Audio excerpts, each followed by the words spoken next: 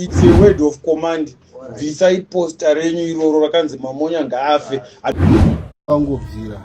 Sangobvira moto usiri kuzikamwa turi kubva kupi. Uye panze pacho The Pro-Neutral 20-mile road race has been held in Harare. Unobvuma here kuti wakadini pamwe na wakandoitena?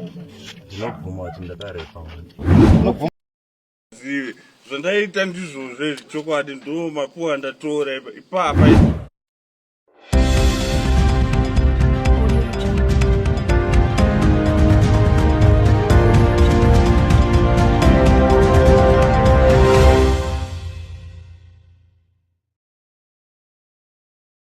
Yes, Maskrese Muriye Zimbabwe.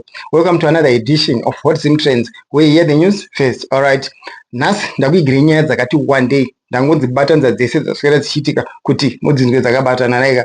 Right, saka ndichatanga nenyaya yaitika kuEpworth kwaProphet Michael kuchurch inonzi Light of the World, right? Saka zvaitika ndezvokuti Prophet vakaisa flyer ravo pasocial media platform yavo vachitaura vaine theme yekuti iwanzi Operation Mamonya ndaafe naika. Saka vakomana vebodybuilding havana kufara nazvo because vane mumwe wavo anonzi Sincere Mugo sanganisirwa nefriend yake ainzi Nison vakashaya zvinorwadza naika. Saka chazoshamisa chacho ndechekuti Prophet Michael vanongogara is just a neighbor kuna Sincere Mugo akafa through a horrific road accident naika. Saka vangu vachibvunzwa navakomana kunzi right, kose musina zvisina kukubata kuti mobva maisa that kind of a theme maakuita kunge muri kuseka mukomana we akafa through an accident naika. Saka vazotoendesana kupolisi naika zvazo zvinazobopera mushe kusvika Prophet vapfekedzwa apology jezi vakanzi aiwa no chitobvisai zvenyu flyer ramakaisa it's either munotogona kuchinja zvenyu theme yenyu cause hazvisi kuita vanhu vachiri kubatikana nerufu rwemukomana. Saka ndakuigira a lot of videos audios as well andoda kuti munzwe, but please don't forget to subscribe and like to What's in Trends so that tobva tangokupai zvinenge zvichipisa hanitika horses. Semi imimi pakushandisa word rekuti ani munoziva kuti kune vanhu vanorarama vane zita rinoshandiswa kunzi Mamonya handiti panyama pacho pamaitsanangura paya. Muchiisa zita iro riri rakanzi Operation Mamonya ngaafe. Mukurarama kwedu pachiwanhu chedu maizvitorawo sei mufungo wenyu?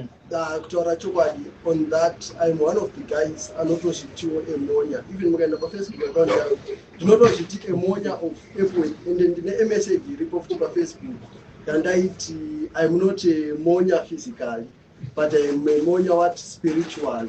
But makambopatora here kuti mupa specify pamunotaura pekuti kumonya uhwenyu imimi ihwohwo then umonya uhu then zvadaro izvozvezvi imi makangoti dai zvakaitika hazvo kana kuti ameno kwaakudharoko taingorongotaura but tobva tazvitora lightly but izvi zvangoitika posta renyu uyu achifa imimi ndimo makagadzira pamakazoriposta ndo patatanga kuchitaura kuti zvaakusekireta. So imimi makabva mati tiri kubva unowiga uyu mibva mangotongoposta patakanowiga uyu ndo kwamuri kuitira chechi yenyu imimi. So muchidimbu handisi kukumbira, it's a word of command. Bvisai posta renyu iroro rakanzi Mamonya ngaafe. Hamina imwe theme inenge iri nani yamunokwanisa kushandisa. Handiti? Ende ava makuru munofanira kuvatenda because tine muwiro wataida kungoitawo ikoko. Usiriwo ende taitanga taenda kuvakuru ivava tovaudza kuti zvataitwa izvi takuenda sinzi zvadai so tavasumawo kuti mhenowo zviri kutibata sesu Mamonya ndisu Mamonya ende tiri kufa zvechokwadi. Munhu woisa theme yakanzi Operation Mamonya ngaafe. Hatisisu tega Mamonya vamunongoona kana kuti ndetiri mumabasa avo vakuru ivo mune Mamonya arimo futi. So uchiona posta iroro iro hazvimeke sense. Imimi ende you are still looking very young zvekuti brain dzenyu dzaifanira kukasika kumhanya kuti but zvandiri kutaura zvitine Mamonya atorarama nawo maaccidents tototaura ndega wamana Mamonya tikuperana maaccidents then pachingobva kuita rufu irworo pobva paita rumwe wamakanda posta renyu imimi Operation Mamonya ngaafe. Hazvimeke sense. Vakuna Guinea bigara imonya. Exactly. Vakuna Guinea. Mamonya ari kufa aiwa haisiyo nyaya yacho kutaura chokwadi mungomaongo there is this man wandikatozotsvagawo pafacebook inini kutaura chokwadi that post ndangoiposta musi wa3 May. So there is this man munongozowa vanhu vari kutsvaga kutrenda akangoendawo pafacebook is my friend on Facebook ane rakewo page ndopa akabva aposta neminoti ndatoti kuchirudzi chikufamba ndakatoisa acomment pazasi pepost yake anosvika hanzi euda donga ndakatoti aiwa posta ranga rakaitwa kare ende vhine kuda kwekuti nhamo yakaitikira panext nepatinopindira to be honest with you nesodava tatoti hatiri kuita sei tiri kucancela that program. I think sorry munhu washo aiwa izvozvo matimu vanoona nematimu akasiyana-siyana atazviona kwakawanda mumachechi according nematauriro amuri kuita hatizi kukupai mhosva asi kungoti zvaitika panguva isiririyo zvaitika panguva isiri saka apa kwakutokumbira hatizi kukurambidzai kuti munyengetere kana kuti muungane mushumire Mwari aiwa kwete muri kuita chinhu chakanaka asi senguva yatiri inoi inguva yakatiremera sezvo isusu vanhu vanoita zvejimu tinoziva tine vamwe vedu vane unhu husiririwo vanofamba vachiterroriza vanhu kana kurova vanhu nekuti vakasimba no isusu we are not like that you know jimu kwatiri isusu we are family. Yes, we are family. So kana tasangana dambudziko rakaita seriri toona futi mashoko akaita seaya zvinoita kunge pamwe pane patiri kurwiswa. Nekuti takafunga kuti maybe imimi muri kushandisa satanism here kana kuti nemadiscussira atinombozviita mumagroup medu kana atanga tiri kuzviita until now kuti satanism iri kuitika. Saka imimi kunoshumira Mwari aiwa musaregedza endai munonamata but taikumbirawo posta renyu handifunge kuti pane chakashata kana mukakwanisa kuchinja for the good of imimi for the good of isusuwo futi zvingovawo zvinhu zvakaita sei zvakanaka mabvunzo remo kuti amaiti mamonya ngaafe ndaapi amaireve ndamboitsanangurawo zvaingu ivhesi amaireve theme script yataishandisa ande yatakamboshandisa last year akasike kutanga tinenge tana about 3 messages atinoita but kazhinji tinenge tichiadressa maona paposta pakanzi a night of what of spiritual warfare and the theme scripture yataikota it's Matthew chapter number 12 verse number 28 panonzi naJesu ndiani angapinda muimba yeune simba akatora nhumbi dziri muimba yeune simba. Jesu anoti unofanira kutanga wasunga ane simba. So like izvezvi a lot of men of God vane message iri kuparidzwa and neniwo ndinotoiparidzawo futi yekuti tinodhila nema-generational cases ma-demons anooperator mumafamilies. So according kuwerenga kwatinoita Bible nemwenzara muroti mamonya tiri madhimoni aiwa no ndinoti mupanzwisise according kuwerenga kwatinoita Bible tine kuzarurwa kwatinoitwa naMwari tine imwe revelation yatakaona kuti in every family there is a blessing irimo. So that blessing kuti tikwanise kuienjoy yawo tinofanira kutanga takunda mademons anoteera ropa yayo. No way yataimena because in the Bible not achieve nenyama neropa. Inini papapo ndinopatsindiro kuti wrestle not against flesh and blood. Asi papo imimi muri kuzvibvuma here kuti makakanganisa theme yenyu. Aiwa ndabvuma aiwa kwete hatisi kuti asida kuti mubvume zvandikukuunzai imimi ongororo yenyu research yenyu imimi mushure menge kana kuti mazozvinzwa toti pemene musati mazvinzwa maybe pamwe amene mamaonera makaita mazozvinzwa makaonerekana kuti amene togona kuti tiri kukumanikidzai kuti hazvisi zvamuri kuita. Taura chokwadi now ndazoona neniwo pachangu ndazodiscover something chokwadi izita rinotoshandiswa nevanhu randaisafungirwa kuti kutori nevanonyatsa kurishandisawo chaizvo. Mune ma-advisors here? Imimi ndimi nemuchitongo chimhanya mega makadaro handi. Imimi ndimi leader yosaka zvamune matoti andondwara hazvina kana mumwe akuti anoti kuapa tadii kupadai ndo hangu pandiri ngobvunza.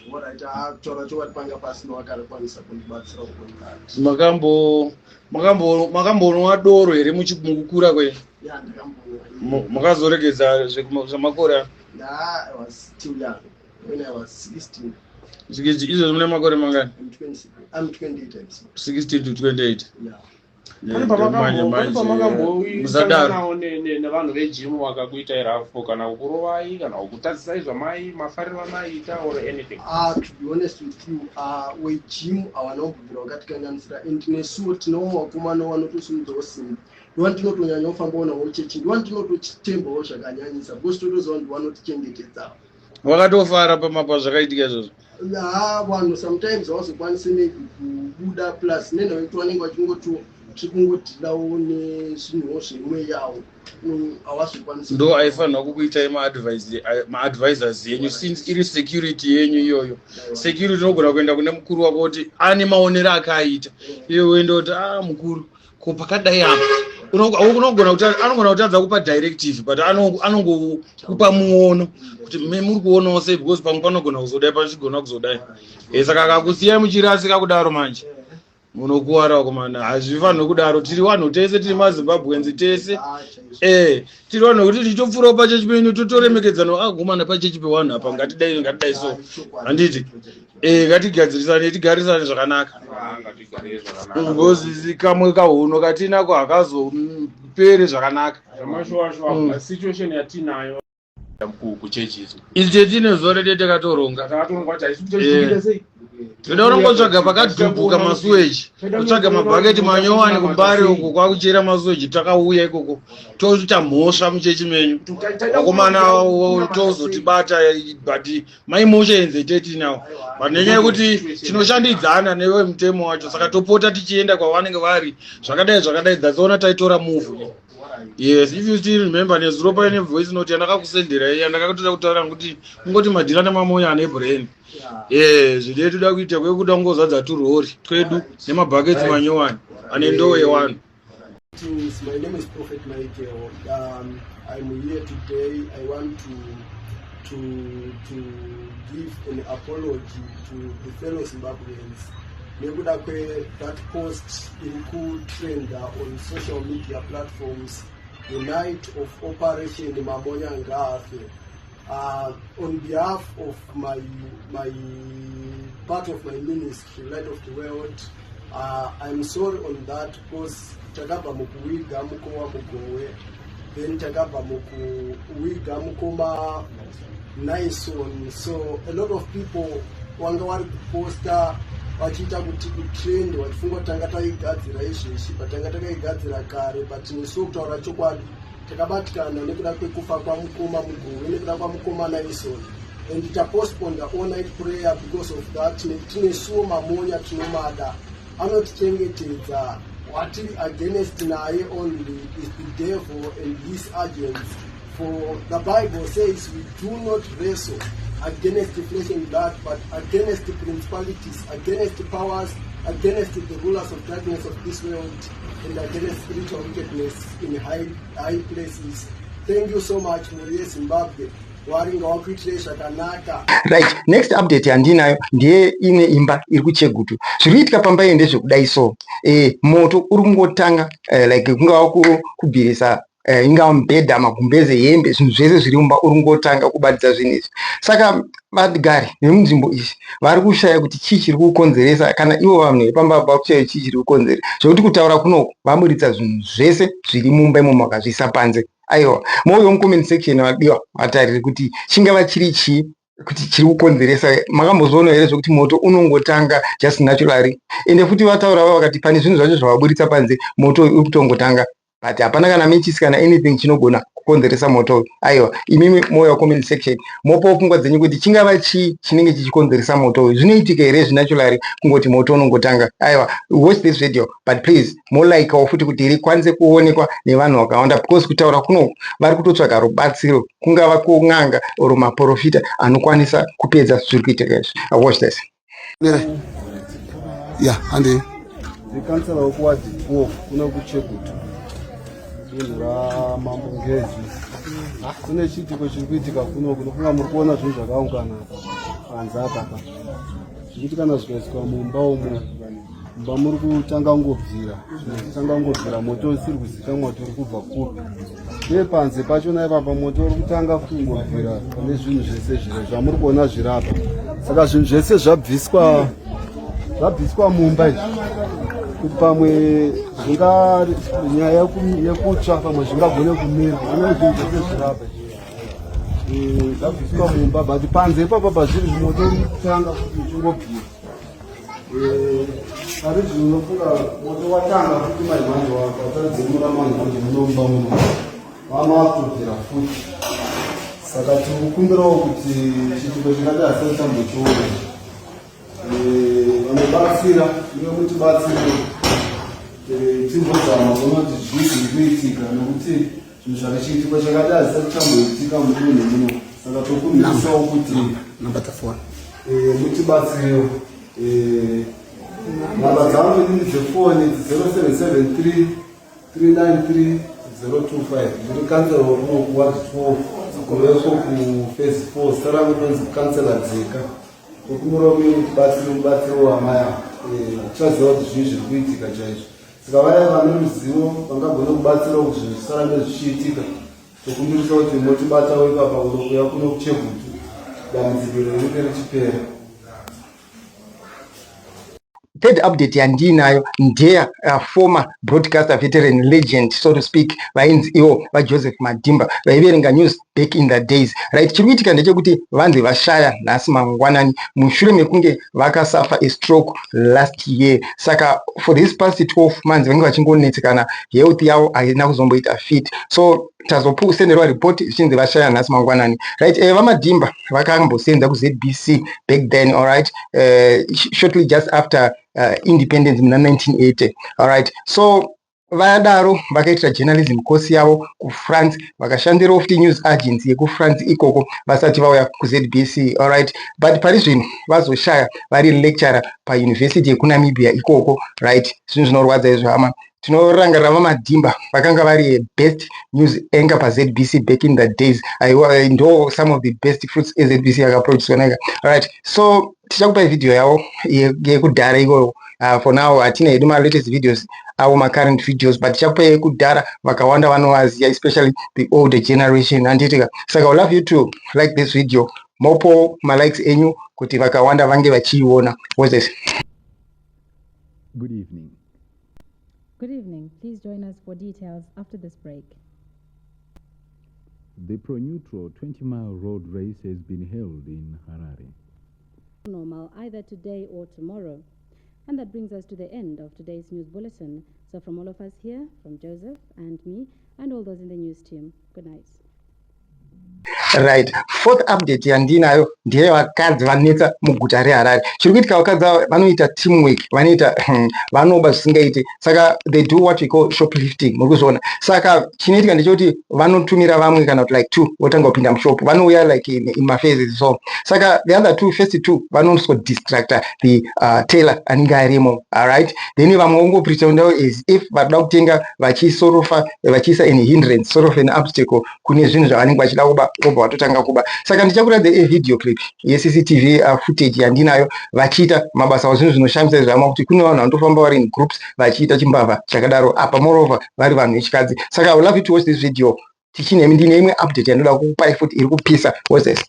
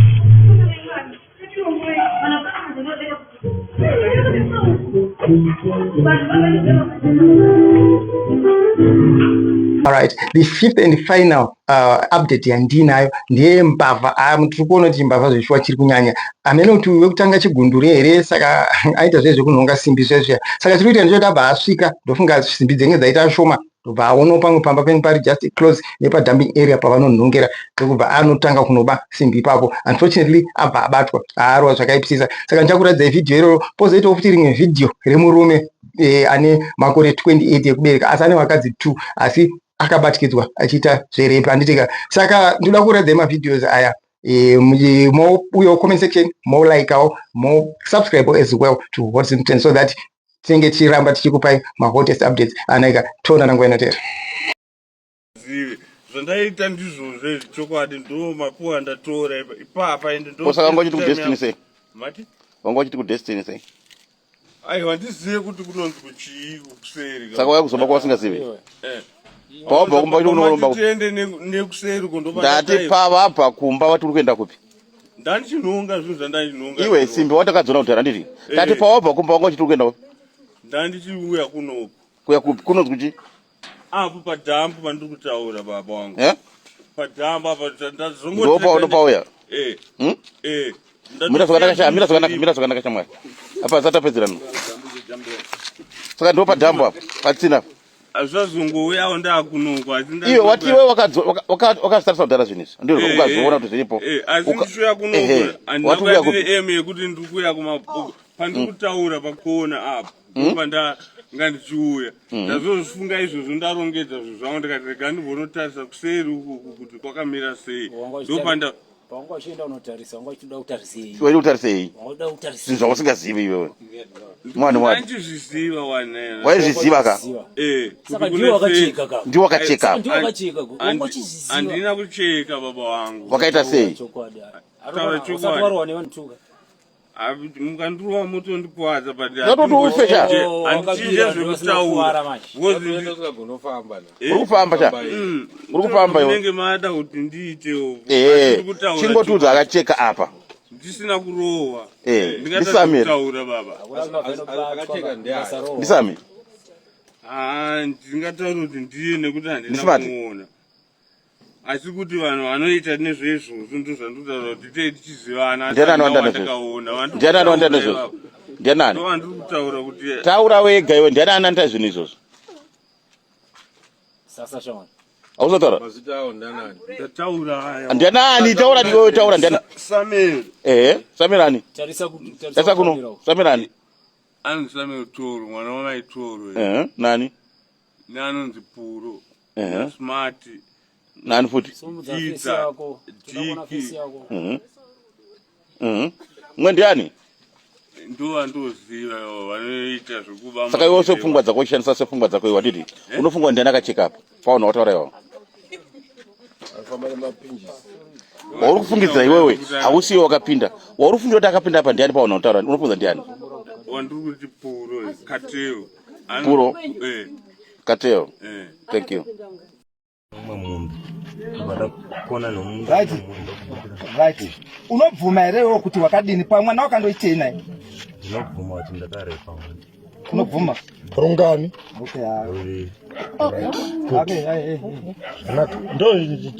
ini zvandanga ndichingodai tunhu rineri shamwari rinoyera une mastories awo aita akawandisa uchibudirira isu watobva baba takanamata kuti ushaiba unende asi zvisinei isu tichatora iko zvino tokutora ini ndichakambana nevanhu vanoenda newe pamukore tondokuita hand offer ati watiwo hapana nyaya unoramba vashi pane zvomoda kutaura atingozwa imi zvenibasa maningi deri une dumwe vaizobatwa ndiwe here wakauya uchibvunza kuti ndarashe tsvaga rangu reguchu kana ndibaba wako taure chokwadi wakauya uchibvunza handizivi kuti iwe wakazoya nokuti ini ndipandakabva pandakaparadzana nemwana wayandika ndakati ndaparadzana naye handakauya nezuro baba wako wakataura here zvawaita baba natombovataurira chero kuti ndipinda kumaketi wabva kuti ndakarepa wakaudza ndabva kuno kana watombovataurira ndakangoti kusvika ndichibva ndarara ndichimuka mangwana makuseni ndichibva ndataudza right panapa pane umwe here wakutevera hama yako panapa hapana asi vanogona kutevera asi havana kuziva kuti taenda kupa asi ndavaudza kuti anogona kutevera ndiani baba une mudzimai vanotevera ndibaba nemukuwasha wangu une mudzimai here vaviri saka iwe uchichocho mwono okay no problem rugare vanhu vamwari rugare right ko pakuparadzana kwemwana akakutiza akati ndiwakamuti chidzokera makaparadzana sei ndokuda inini kuti chini indoda kuti utaure chokwadi ndakamupa fona wakafona iwe ukandaenda kundororwa ndichibva ndamupa fona ndapa fona ndichibva ndamudza kuti vataurira kuti ndaenda kundodii ndaenda kundowanikwa kwamutare ndozvandakamutaurira iye ichibva ati nokuti nhamba dzako dzese tinazvo ichibva ndamupa foni ya ichibva andinobvira kuti wapedza kumurepa akazouya sei ndakafamba kundosvika kusvika kurodhi pane Gowano yekubva unoke kundopinda pane Gowano yayo. Techindopinda parodhi yayo pane Gowano yayo ndo paiva nomumwe murume waibva pane Gowano ichikwidza kuenda. Akakudzingirira hana wakamuti chinda here? Ndomubvunza wangu, wakamuti chinda akati akakutiza iwe uchada kudzokorora? Akanditiza akapukunyura muroko, akabuda akabvisa muroko mangu pana ndachahambe naye kumba. Waida kurore kune vakadzi vako waida urore Omulombobvunza kanzi jekumulambobvunza pane zvimwe nezvawakamboita muno mudunhu muno zvisiri izvi? Munomu mungori nezvi kunoku ndakatotanga kutokufambira pandakaenda kumaketi papo ndichibva ndati ndoda kuinda ndakadai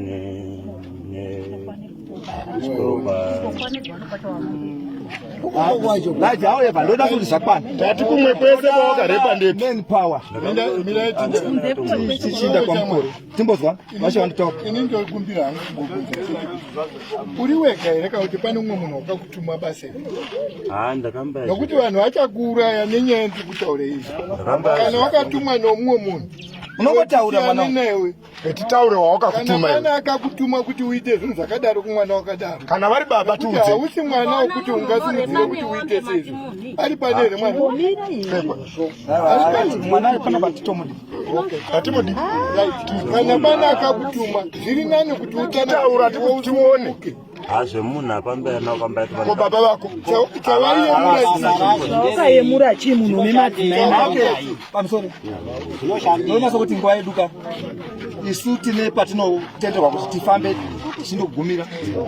Ndoda kukutendai vakomana mese maindorara musango mechita kuti tibate mhondi. Ko zuro unotiona here tichikutsvaga here? Zuro ndakauya zuro ndati zuro unotiona tichikutsvaga here? Warepi? Uchindeitei? Iko zvino asi uri benzi takuchisumuka toenda kukori toenda nevanhu vanokwana 5-6. Iwo unoziva kuti wabatana naNamateo?